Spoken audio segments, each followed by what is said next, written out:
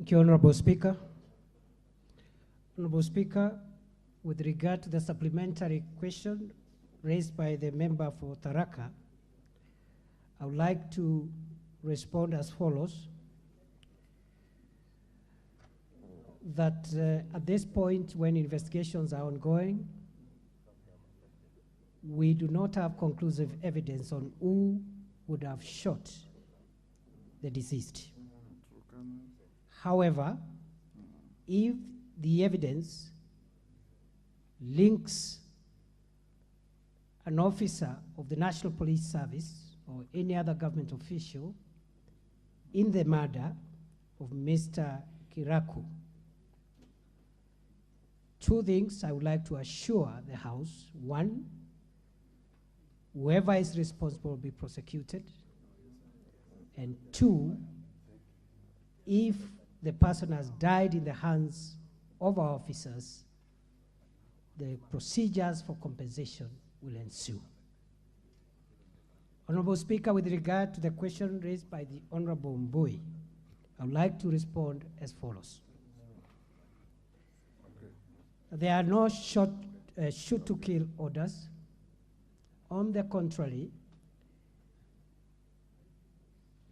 all officers in the National Police Service and all security agencies who are involved in managing public protests, demonstrations, and riots, and crowd control are under very strict instructions not to use live bullets when dealing with members of the public.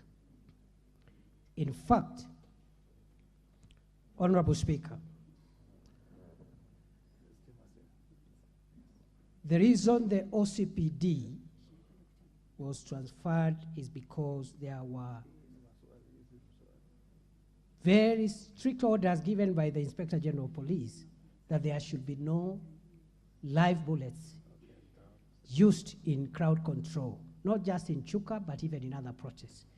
So we want to give some independence so that we establish when the OCPD is not in office, if indeed it's a police officer who fired that killer bullet against the orders and the policy of this government, then action will be taken. But of course, it could have been any other firearm holder because there are civilians also who are licensed to carry arms and they could take advantage of riots to cause deaths. Honorable Speaker, the third supplementary question was raised by the member for Samburu. And I want to assure the House, through you, Mr. Speaker, that the deaths that have been caused in Samburu and other parts of the country as a result of livestock rustling and banditry are regrettable. Two, we have had an operation going on there, but we continue to experience incidents of bandit attacks from time to time. Honorable Speaker, what has happened is that we